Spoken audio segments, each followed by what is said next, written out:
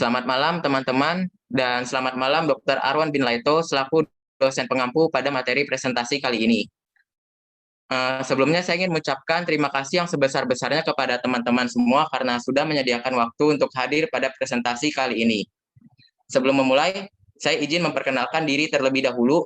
Perkenalkan, nama saya Vera Wijaya Kusuma dari kelas Gamma, Fakultas Kedokteran Universitas Sriwijaya. Mungkin dari teman-teman juga bisa perkenalan terlebih dahulu, mulai dari Gilang. Ya, izin memperkenalkan diri, nama saya Noviori Gilang Ramadan. Untuk saat ini saya masih menggapai cita-cita saya menjadi TNI.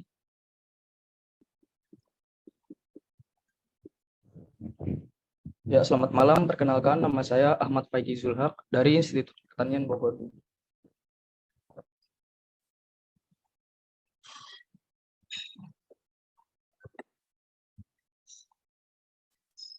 Oke, lanjut ke Damar. Perkenalkan, nama saya Damar Narendra Prabawa. Sekarang lagi berkuliah di Institut Teknologi Bandung. Perkenalkan, saya adalah dari Fakultas dan Fakultas Teknologi 10. Oke, lanjut Vincent. Halo, perkenalkan, nama saya Vincent Alexander dari Desain Komunikasi Visual Universitas Multimedia Nusantara.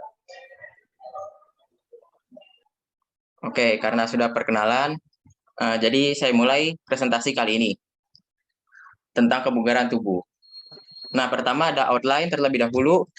Ada kebugaran tubuh, pentingnya melakukan aktivitas fisik atau olahraga, dan pemanfaatan aplikasi Pacer Health. Yang pertama ada kebugaran jasmani. Dimulai dari definisi terlebih dahulu. Menurut Kamus Besar Bahasa Indonesia, kebugaran jasmani itu merupakan kebugaran yang berkaitan dengan pengaruh latihan terhadap kondisi fisik seperti kekuatan dan daya tahan otot, daya tahan kardiovaskular, serta fleksibilitas. Menurut Agus Mukolit, kebugaran jasmani itu kemampuan dan kesanggupan untuk melakukan aktivitas atau kerja, mempertinggi daya kerja dengan tanpa mengalami kelelahan yang berlebihan.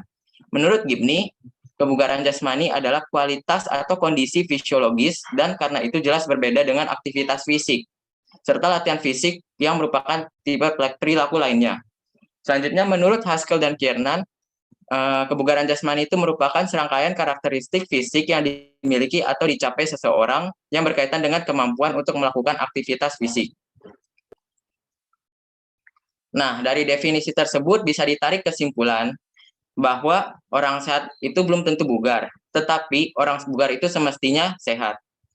Nah, status kebugaran itu bisa dinilai dari dua komponen, yaitu komponen kebugaran yang berhubungan dengan kesehatan dan komponen kebugaran yang berkaitan dengan keterampilan.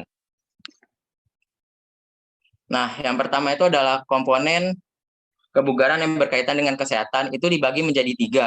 Yang pertama itu adalah daya tahan dan kekuatan otot. Daya tahan otot itu adalah kemampuan sejumlah otot untuk mengeluarkan tenaga secara berulang-ulang dalam jangka waktu tertentu atau isotonik, atau untuk menahan gerakan otot dalam jangka waktu tertentu isometrik. Nah, banyak sekali jenis pekerjaan yang memerlukan ketahanan otot, seperti kayak mengetik. Mengetik itu kan memerlukan daya tahan bahu, tangan, dan punggung. Nah, sedangkan kekuatan otot itu merupakan kemampuan sejumlah otot untuk menggunakan kekuatan terhadap suatu rangsangan kekuatan tenaga lawan. Otot yang kuat itu secara efisien membawa kemudahan untuk melakukan pekerjaan yang berat seperti angkat besi dan menarik beban. Lanjut, komponen kedua itu adalah keseimbangan pertumbuhan tubuh atau body composition. Nah, keseimbangan pertumbuhan tubuh itu tergantung pada perbandingan ketebalan lemak dengan otot dan tulang yang ada di dalam tubuh. Seseorang yang memiliki tubuh tidak gemuk atau tidak banyak lemak dan memiliki lebih banyak otot yang terlatih dapat menimbulkan keadaan jasmani yang lebih segar apabila dibandingkan dengan orang yang terlalu gemuk. Lanjut, komponen yang ketiga ada kelentukan atau flexibility. Kelentukan itu merupakan kemampuan tubuh untuk melakukan gerak melalui ruang gerak sendi atau ruang gerak tubuh secara maksimal. Kelentukan gerak tubuh pada persendian tersebut sangat dipengaruhi oleh elastisitas otot, tendon, dan ligamen di sekitar sendi serta kualitas sendi itu sendiri. Kelentukan itu berperan nyata hampir pada seluruh gerak manusia, sehingga pada aktivitas olahraga, sangat penting untuk menopang kinerja dan keindahan gerak atau yang biasa disebut art of movement. Nah, selanjutnya ada komponen kebugaran jasmani yang kedua, yaitu yang berdasarkan keterampilan. Nah, komponen kebugaran jasmani kedua ini sudah dipelajari di SMA. Nah, yang pertama itu adalah kecepatan atau speed. Kecepatan itu merupakan kemampuan tubuh untuk melakukan gerakan dalam waktu yang sesingkat-singkatnya. Kecepatan merupakan komponen kondisi fisik yang penting dalam mencapai prestasi maksimal, karena hampir semua cabang olahraga itu tidak lepas dari komponen kecepatan ini. Yang kedua adalah waktu reaksi. Apa itu waktu reaksi? Waktu reaksi itu merupakan selang atau jangka waktu antara rangsangan dan permulaan gerak motorik atau otot. Dengan kata lain, waktu reaksi ini adalah waktu yang diperlukan untuk respon terhadap rangsangan yang diberikan. Lanjut, daya ledak atau power merupakan, menurut Nala, pada tahun 1998, daya ledak ini adalah kemampuan sebuah otot atau sekelompok otot untuk mengatasi tahanan beban dengan kecepatan tinggi dalam satu gerakan yang utuh. Dikatakan pula, power otot adalah kemampuan untuk melakukan aktivitas secara tiba-tiba dengan cepat dengan mengerahkan seluruh kekuatan dalam waktu yang singkat. Lanjut, kelincahan atau agility. Kelincahan ini merupakan kemampuan tubuh untuk mengubah arah secara cepat, tanpa adanya gangguan keseimbangan atau kehilangan keseimbangan. Dalam komponen kelincahan ini sudah termasuk unsur mengelak dengan cepat bergerak, lalu berhenti, kemudian dilanjutkan bergerak secepatnya. Untuk mendapatkan kelincahan tersebut, seseorang harus mempunyai kemampuan koordinasi yang prima, power yang cukup, dan kecepatan reaksi yang baik. Selanjutnya, keseimbangan atau balance. Keseimbangan ini merupakan kemampuan untuk mempertahankan posisi atau sikap tubuh secara tepat pada saat melakukan gerakan. Keseimbangan tersebut dapat berupa keseimbangan statis dan keseimbangan dinamis. Keseimbangan itu terjadi pada saat kita sedang melakukan gerak. Selanjutnya adalah ketepatan atau akurasi. Ketepatan itu merupakan kemampuan tubuh atau anggota tubuh untuk mengarahkan sesuatu sesuai dengan sasaran yang dikehendaki kita. Selanjutnya yang terakhir adalah koordinasi. Koordinasi ini merupakan kemampuan tubuh untuk melakukan gerakan secara tepat, cermat, dan efisien. Koordinasi ini menyatakan hubungan berbagai unsur yang terjadi pada setiap gerakan. Koordinasi ini berhubungan dengan kemampuan menggunakan rasa seperti penglihatan dan pendengaran, bersama dengan bagian-bagian tubuh lain. Oke, lanjut. Selanjutnya saya akan menjelaskan tentang faktor-faktor yang mempengaruhi kebugaran jasmani ini. Menurut Utari, pada tahun 2007, faktor-faktor yang mempengaruhi kebugaran jasmani ini adalah umur, jenis kelamin, genetik, ras, dan aktivitas fisik. Kita mulai dari umur. Kenapa umur mempengaruhi kebugaran jasmani itu? Berdasarkan penelitian, ada bukti yang menyebutkan bahwa antara umur itu berlawanan dengan kelentukan. Nah, beberapa penelitian pula menunjukkan bahwa kelentukan meningkat itu sampai remaja awal dan sesudah itu menurun. Dilaporkan bahwa penurunan kelenturan itu dimulai sekitar usia 10 tahun pada laki-laki dan usia 12 tahun pada perempuan. Dan bukti lain menunjukkan bahwa individu dewasa yang lebih tua mempunyai kelenturan yang lebih kurang dibandingkan dengan individu dewasa yang lebih muda. Koordinasi ini memiliki kaitan dengan kecepatan, kekuatan, daya tahan, kelentukan, kelincahan, dan keseimbangan. Selanjutnya, jenis kelamin. Jenis kelamin itu secara umum pada anak perempuan itu biasanya lebih lentuk daripada anak laki-laki. Perbedaan anatomis dan pola gerak serta aktivitas yang teratur pada kedua jenis kelamin menyebabkan perbedaan kelentukan ini. Kelentukan otot ini juga berbeda antara jenis kelamin menurut penelitian di Oman 2001. Di penelitian Oman pada tahun 2001 ini, pada anak berusia 15-16 tahun ini menunjukkan bahwa kesegaran aerobik pada laki-laki itu lebih tinggi apabila dibandingkan dengan anak perempuan. Selanjutnya adalah genetik.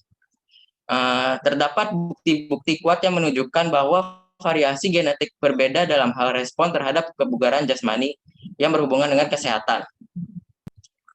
Selanjutnya ada ras. Ras ini pola kesegaran jasmani bervariasi di antara anak-anak dengan etnis atau ras yang berbeda. Nah, kenapa ras ini menyebabkan perbedaan kesegaran jasmani? Karena ada faktor biologis dan faktor sosiokultural. Lanjut, aktivitas fisik. Aktivitas fisik ini didefinisikan sebagai setiap gerakan tubuh yang dihasilkan oleh otot-otot skeletal atau rangka dan menghasilkan peningkatan resting energy expenditure. Apa itu resting energy expenditure? Jadi resting energy expenditure itu merupakan banyaknya energi yang dikeluarkan pada saat kita sedang tidak melakukan aktivitas fisik atau pada saat beristirahat. Hal ini termasuk latihan dan olahraga. Latihan itu merupakan bagian dari aktivitas fisik yang terencana, terstruktur, berulang, dan bertujuan untuk meningkatkan atau menjaga kesegaran jasmani. Jadi latihan sama olahraga itu berbeda. Kalau olahraga itu sebuah bentuk aktivitas fisik yang melibatkan kompetisi. Aktivitas fisik pada anak dan remaja itu dipengaruhi oleh berbagai hal, diantaranya ada faktor fisiologis atau perkembangan, contohnya itu pertumbuhan, kesegaran jasmani, dan keterbatasan fisik. Selain itu, faktor kedua adalah lingkungan, seperti fasilitas, musim, dan keamanan. Yang terakhir adalah faktor psikologis, sosial, dan demografi, seperti pengetahuan, sikap, pengaruh orang tua, teman sebaya, status ekonomi, jenis kelamin, dan usia. Oke, lanjut. Bahasan yang kedua kali ini adalah pentingnya melakukan aktivitas fisik atau olahraga. Nah, sebelum masuk ke manfaat dari olahraga sendiri, itu ada macam-macam contoh olahraga. Yang pertama itu adalah bulu tangkis. Hasil penelitian yang diterbitkan pada Jurnal Medicine pada tahun 2019 menemukan bahwa manfaat bulu tangkis itu meningkatkan keseimbangan saat berdiri, bergerak, dan diam dengan mata tertutup. Selain itu, berdasarkan studi terbitan Journal of Clinical Medicine pada tahun 2018 menemukan bahwa bulu tangkis itu membuat tubuh melakukan banyak gerakan berbeda dengan cepat daripada berlari.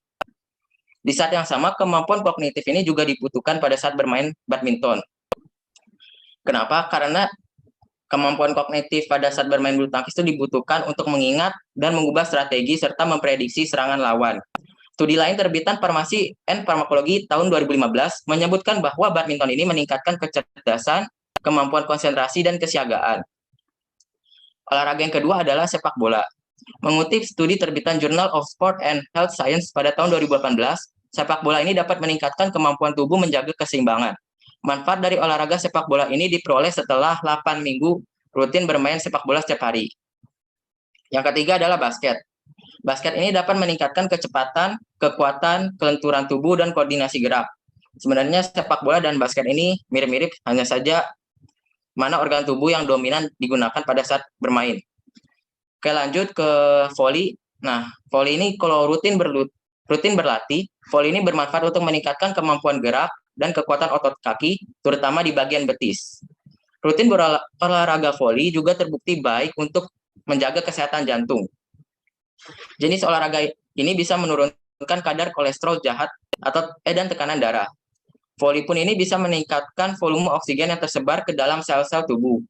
Dalam jangka panjang, voli ini bermanfaat untuk kesehatan jantung. Oke, lanjut ke bersepeda. Bersepeda ini bisa meningkatkan keseimbangan kita, dan selain itu olahraga ini juga bisa meningkatkan kinerja jantung, karena olahraga ini termasuk kardio. Oke, lanjut. Ini manfaat dari olahraga. Yang pertama adalah meningkatkan daya tahan tubuh. Kenapa bisa meningkatkan daya tahan tubuh? Karena pada saat olahraga, tubuh kita itu mengeluarkan atau meningkatkan fungsi hormon-hormon yang mampu meningkatkan daya tahan tubuh. Yang kedua adalah meningkatkan fungsi otak. Keteraturan dalam berolahraga dapat membantu meningkatkan konsentrasi, kreativitas, dan kesehatan. Dengan olahraga pula, aliran darah kita akan menjadi semakin lancar sehingga keperluan oksigen di setiap bagian tubuh kita itu bisa terpenuhi. Manfaat yang ketiga adalah mengurangi stres. Sebenarnya ini mirip-mirip dengan yang manfaat yang pertama. Stres itu kan bisa terjadi pada siapa saja. Nah, dengan olahraga itu seseorang dapat dibantu untuk mengatasi emosi dan mengurangi kegelisahan sehingga mengurangi stres dalam dirinya. Bagi yang rutin melakukan olahraga ini memiliki tingkat kecemasan yang lebih rendah apabila dibandingkan dengan orang yang lebih jarang melakukan olahraga. Aktivitas olahraga ini menyebabkan tubuh bereaksi termasuk otak, karena otak akan melepaskan banyak hormon endorfin atau hormon yang mempengaruhi suasana hati menjadi lebih gembira, riang, dan senang. Jadi yang mempengaruhi mood. Oke, yang terakhir adalah menurunkan kolesterol. Ketika melakukan olahraga, tubuh kan bergerak. Nah, dari pergerakan itu pula bisa membantu tubuh membakar kalori yang dibutuhkan tubuh untuk. Nah, dari pembakaran kalori itu kan diubah menjadi energi melalui proses metabolisme, sehingga membantu tubuh untuk mengurangi tertimbunnya lemak. Selain itu, olahraga ini juga dapat membakar kolesterol LDL dan trigliserida, serta meningkatkan kadar kolesterol baik. LDL itu nama lainnya itu kolesterol jahat.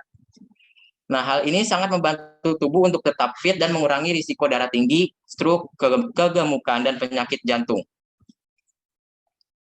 Oke, lanjut. Setelah membahas tentang olahraga, kita mungkin bahas sarananya terlebih dahulu. Nah, salah satu sarana prasarana dari olahraga, terutama berlari, itu adalah aplikasi Pacer Health. Nah, definisi dari Pacer Health sendiri ini adalah salah satu aplikasi yang memiliki pedometer yang memiliki beberapa fitur seperti pelacakan berat badan, BMI, asupan kalori, riwayat aktivitas, tekanan darah, workouts, dan banyak lagi. Jadi pedometer itu maksudnya kayak suatu alat yang bisa mendeteksi langkah kita, jarak kita, dan waktu lama kita berolahraga, terutama berlari. Oke, manfaat dari Pacer Health sendiri itu adalah bisa menghitung jumlah langkah. Sistem dari Pacer Health ini dapat menghitung jumlah langkah user yang diadaptasi dalam sensor akselerometer dan girometer dan diimplementasikan ke dalam step detector. Yang kedua adalah bisa mengukur kecepatan. Aplikasi pedometer ini bisa memberikan informasi seputar kecepatan. Kecepatan itu didapat dari mana? Kecepatan itu didapat dari pemanfaatan sensor akselerometer dan pemanfaatan GPS. Sensor akselerometer ini digunakan apabila berada dalam ruangan atau indoor, dan kalau GPS ini digunakan apabila di luar ruangan. Noise bisa diatasi dengan melakukan proses filtering menggunakan metode low pass filter. Yang ketiga, fungsi ketiga itu dia bisa menghitung jarak tempuh. Jarak tempuh ini didapat dari hasil perkalian antara perhitungan straight line dengan jumlah langkah yang didapat. Nah, dia satuannya itu dalam meter. Fungsi yang keempat adalah menghitung kalori yang terbakar. Perhitungan kalori ini didapatkan dari nilai kph atau kilometer per hour. Kecepatan dalam rentang waktu mulai dari aplikasi dijalankan sampai aplikasi diberhentikan. Berat badan ini termasuk ke dalam perhitungan kalori ini. Fungsi selanjutnya adalah menghitung nilai IMT atau indeks massa tubuh. Perhitungan IMT ini dilakukan untuk mengetahui nilai ideal dari user. Hasil IMT ini didasarkan pada nilai tinggi badan dan berat badan user. Yang keenam adalah menghitung energi yang dibutuhkan pengguna dalam sehari. Perhitungan energi yang dibutuhkan oleh user ini didasarkan dari dua perhitungan, yaitu perhitungan AMB atau angka metabolisme basal dan aktivitas fisik user. Nilai energi ini dalam satuan kal atau kalori. Selanjutnya adalah menu. Dia bisa memberikan saran mengenai menu kesehatan untuk tubuh kita. Nah, menu saran kesehatan ini terkait dengan nilai kesehatan gizi atau saran mengenai kesehatan user yang didapatkan dari perbandingan nilai kalori yang terbakar, kondisi IMT user, dan nilai energi yang dibutuhkan user dalam sehari. Hasilnya ini bisa berupa saran terkait dan akan ditampilkan pada aktivitas fitness profile sebagai hasil dari informasi yang terdapat pada aplikasi pedometer ini. Yang ke-8 adalah menampilkan grafik atau trend chart. Grafik atau trend chart ini menampilkan hasil rata-rata jumlah langkah user yang telah ditempuh dalam per hari, sehingga user bisa melihat hasil atau histori dari perkembangan yang telah dilakukan oleh user itu. Yang terakhir adalah menampilkan menu share ke sosial media. Nah, user ini selain bisa sehat, user juga bisa lebih eksis. Nah, user ini bisa mempublikasikan hasil jumlah langkah yang telah didapat ke sosial media, bisa Twitter atau Facebook, secara real-time dari hasil fitness profile. Oke, di bagian terakhir sekarang adalah kesimpulan. Jadi kesimpulannya, kebugaran tubuh itu bisa didapatkan dengan berolahraga. Salah satu jenis olahraga yang bisa meningkatkan kebugaran jasmani itu adalah lari, baik sprint atau maraton. Olahraga itu tidak afdol apabila tidak dibantu dengan aplikasi yang bisa memonitor segala pergerakan kita. Salah satu aplikasi yang digunakan itu bisa tadi Pacer yang sudah dijelaskan tadi. Selain itu kan aplikasi Pacer Health itu juga bisa memonitor asupan kita sehingga membuat perkembangan atau progres kita itu menjadi lebih optimal. Oke, ini daftar pustaka yang saya gunakan. Baik, sekian presentasi saya mengenai materi kebugaran jasmani. Maaf apabila ada kekurangan. Sekian pembawaan presentasi kali ini. Terima kasih.